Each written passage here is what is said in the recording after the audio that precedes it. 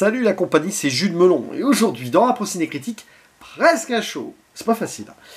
Je vais vous parler d'un film d'animation sorti ce mercredi en salle, une réalisation assez surprenante dans le style, mais pas tant que cela, de Michel Hazanavicius, vous savez, celui qui a commencé sa carrière avec le grand détournement à la classe américaine, OSS 117, The Artist, beaucoup d'œuvres dans diverses tonalités, mais souvent sur la dérision ou la relecture de certaines choses. Là, on est vraiment dans un drame clair et net, qui est une adaptation d'un roman de Jean-Claude Grammer. Et le titre donc de l'œuvre qui nous intéresse aujourd'hui, c'est La plus précieuse des marchandises. Avec au casting vocal 4 acteurs très connus. Alors 3 pour les personnages animés que nous voyons à l'écran. Dominique Blanc et Grégory Gadebois pour les rôles de pauvre bûcheronne et pauvre bûcheron. Denis Podalides qui interprète l'homme à la tête cassée. Et le narrateur qu'on entend au début, un peu au milieu et à la fin du film. Et ben c'est tout simplement Jean-Louis Trintignant pour sa dernière contribution au cinéma français, au cinéma au sens large de toute façon, un grand monsieur qui donc avant de nous quitter a prêté donc son organe vocal pour nous conter cette histoire qui est un conte qui se déroule pendant la Seconde Guerre mondiale dans le contexte de la Shoah. Donc on raconte la réalité et l'histoire à travers une fiction dans un conte. Mais comme Hazanavicius le fait souvent, ou l'a souvent fait dans sa carrière, il fait une relecture, une sorte de détournement. Mais alors là, c'est pas pour en faire une parodie. Non, parce que c'est un conte, mais c'est quand même terriblement dans le réel, tout ce qui se passe. Donc l'histoire dans la campagne, alors je ne sais pas où exactement. On peut imaginer que c'est en Pologne. Donc de ces deux bûcherons, ce couple qui vit comme il peut, pas facile, dans le froid, la misère, et on sait, ils ont perdu un enfant, et la bûcheronne, elle a du mal à s'en remettre. Mais bon, elle fait avec, quoi. Et un beau jour, le destin, Dieu, on ne sait quoi, enfin de son point de vue c'est plutôt divin, va lui mettre sur sa route un nouveau-né, un jeune enfant, qui a été jeté dans un train. Et pour elle, c'est le dieu du train qui lui a offert cette précieuse marchandise pour lui donner la possibilité d'être à nouveau une mère aimante. Mais bon, on comprend très vite que il n'y a pas de dieu du train. Le train, au contraire, amène à la mort. Bon. Et le bûcheron, lui, il n'a pas envie. Il comprend d'ailleurs, derrière, il sait ce qui se passe. Et il a, disons... il se soumet à la propagande globale et locale sur le peuple juif. Bon, je reviendrai sur certains détails après. Donc il y a une petite tension entre les deux, mais finalement, de fil en aiguille, il va accepter cette petite fille, parce que il va tomber sous cette tendresse-là, en fait, et il va accepter peut-être à nouveau devenir père. Et pour ce faire, pour aider au fait qu'elle survive, la bûcheronne va voir un homme à la tête cassée probablement la Première Guerre mondiale. Ça rappelle Au revoir là-haut de Albert Dupontel, tout ça. Mais bon, je suis assez ému. C'est un film qui est assez destructeur, attention, je précise, mais très important. Bref, il va lui donner du lait de sa chèvre, etc., etc. Et il va y avoir beaucoup de choses qui vont se passer dans le film. Je ferai une zone spoiler parce qu'il y a un retournement et c'est pas forcément là où on pourrait l'imaginer. Le conte se déroule, quoi. Alors, c'est quand même, c'est terrible, c'est le deuxième film cette année, du moins en tant que métrage qui a eu une popularité globale, parce qu'il y en a peut-être eu d'autres plus underground que j'ai raté, qui parle donc de la Shoah de façon pas frontale, c'est-à-dire il y a autour d'eux, vous voyez, la zone d'intérêt de Jonathan Glazer qui a marqué quand même cette année, voilà. Bon. Là c'est pareil, c'est les à côté d'eux. Alors, je sais pas si c'est pas le même camp de concentration, j'en sais rien, je pense pas qu'il y a... Bon, du coup je vais rester neutre là-dessus. Et donc, ce qui nous raconte ce qui se passe, et on voit les horreurs, là on les voit un peu plus frontalement quand même, j'en parlerai dans la zone spoiler. Et donc forcément ce travail de mémoire là, ce devoir de mémoire, à travers la fiction, mais qui rappelle la réalité. Donc là, la zone d'intérêt, c'était vraiment des gens qui avaient vraiment existé. Là, les bûcherons, bûcheronnes, tout ça, non. Mais bon, on est quand même dans cette écriture-là. C'est assez étonnant parce que le dernier moment narratif de Jean-Louis Trintignant joue, entre guillemets, sur fiction-réalité. C'est une histoire, ce conte, ces gens-là n'ont pas existé. Et si tout ceci n'avait rien existé, mais si, ça a existé, on le sait. C'est très étrange comme un postulat, mais c'est probablement dans le bouquin de base. Bon, bref. Et donc, oui, ça fait... Voilà, ça tape là. L'histoire est assez... porteuse d'espoir, mais elle est dure aussi. Il se passe beaucoup de choses. Notamment autour du bûcheron et de les collègues de travail qui sont tous, on va dire, soumis à ces préjugés-là. Alors que pourtant, bah, ils sont pas... Enfin, ce sont techniquement des Polonais, enfin, on pourrait croire qu'eux, donc... Pourquoi? Mais voilà. C'est terrible, ça. Les sans-cœurs. Voilà. Sauf que le cœur, il bat vraiment de cette petite fille. Et ce sont des humains, là, qui souffrent. Et justement, ce métrage, il réussit quelque chose de fort, hein. C'est qu'il questionne l'inhumanité. Enfin, voilà, là, on est dans un rapport inhumain. On va envoyer quand même des gens à la mort sur des prétextes... bref, c'est de l'extermination, quoi. C'est du génocide. Et à côté, vous avez des gens qui essayent de vivre leur vie, qui ne veulent pas s'impliquer et qui recrachent des conneries, hein, disons les choses. Mais l'humanité va se révéler grâce à cette petite fille qui est porteuse de quelque chose. Voilà, c'est l'innocence absolue. Et donc, ce bûcheron-là, qui est quand même bloqué dans une forme oui, d'inhumanité indirecte, il se laisse faire, quoi. Mais il va retrouver quelque chose grâce aussi à... il est touché par...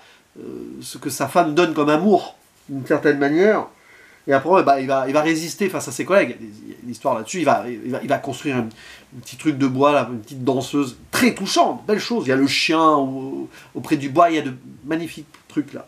Bon, et après, le destin, quoi. Et le rapport donc de l'humain face à l'inhumain, ou le retour de l'humanité dans ce monde inhumain, et aussi le rapport à la nature, parce que ce sont des bûcherons, on est dans un bois, tout ça.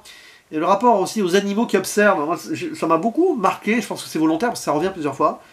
Il y a des animaux, voilà, qui regardent. Bon, il y a la chèvre, évidemment, à un moment qu'on voit. Il y a cet oiseau qui constate et qui va s'envoler vers le camp au loin, faire une transition. Il y a le chien, enfin, il y a plein de petits trucs, il y a un cerf aussi, enfin, il y a ce regard-là de la nature sur la nature humaine, qui commence à vaciller, clairement, à cette époque. Enfin, plusieurs faits dans l'histoire où ça vacille beaucoup.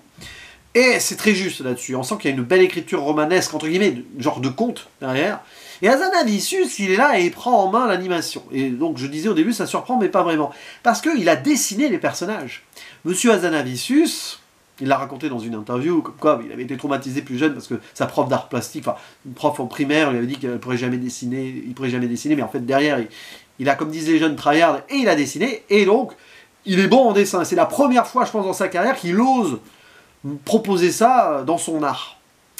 Et il en fait voilà, ce détournement-là, mais là c'est un détournement sérieux, c'est-à-dire qu'il détourne l'objet du conte, enfin il prend cette histoire qui est un conte détourné, et avec la narration là, justement, non, ce n'est pas le petit poussé. C'est quand même beaucoup plus dans la réalité. Il n'y a pas d'ogre là, il n'y a pas de sorcière, il n'y a pas de... Il y a juste des gens qui souffrent. Et derrière, l'ogre il est ailleurs, quoi.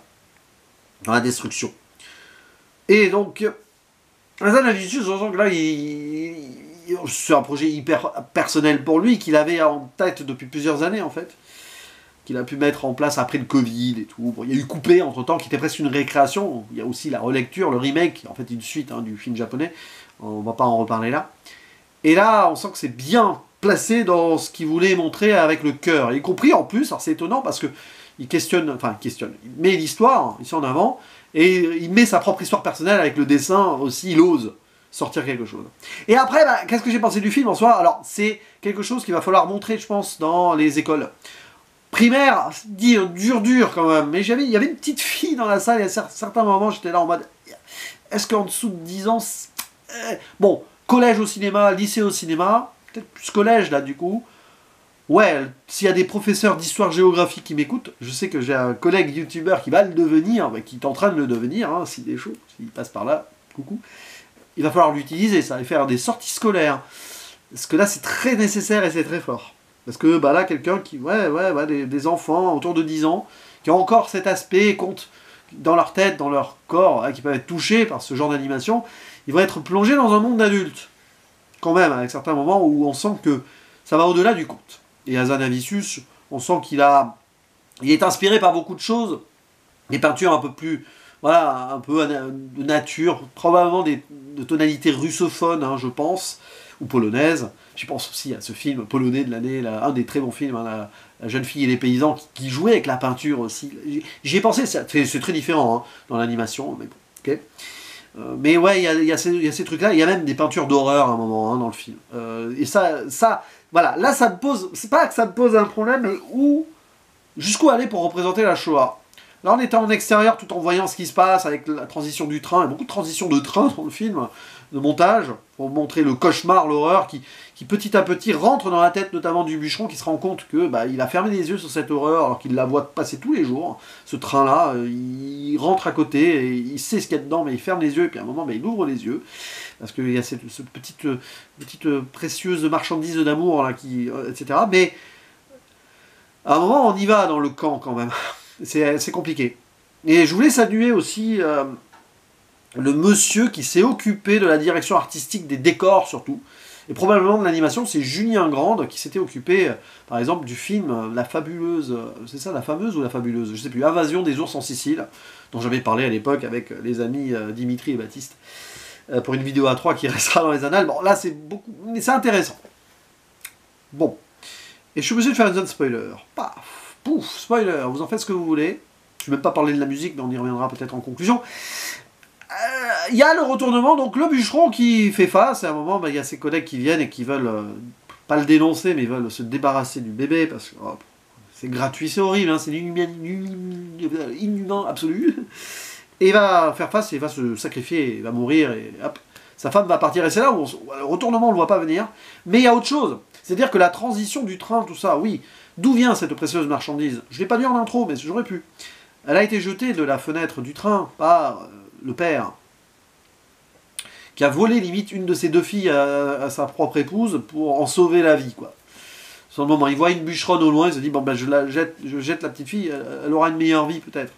Un geste horrible, parce que, enfin horrible, à la fois salvateur, mais affreux, c'est une décision au dos du mur, et on sent que son épouse lui en veut, enfin, après ils vont être séparés, ils n'auront même pas l'occasion d'en reparler, quoi.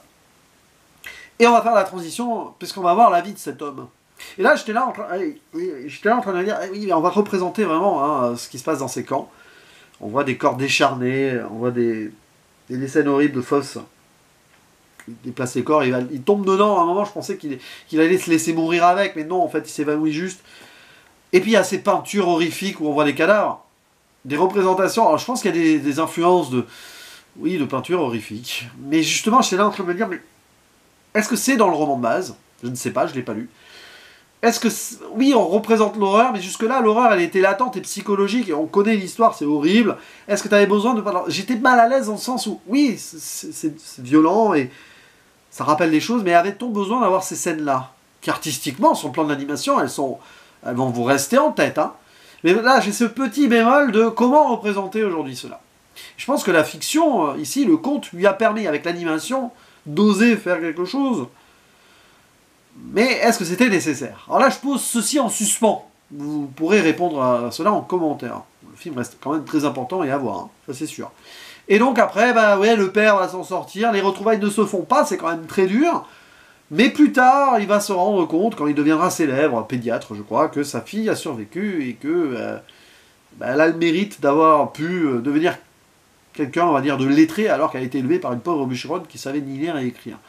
Cet exemple-là de la survie. Et le message final sur « c'est l'amour qui est important ». Vrai, pas vrai, fiction, réalité. De toute façon, on le sait, tout ça. Ça a existé.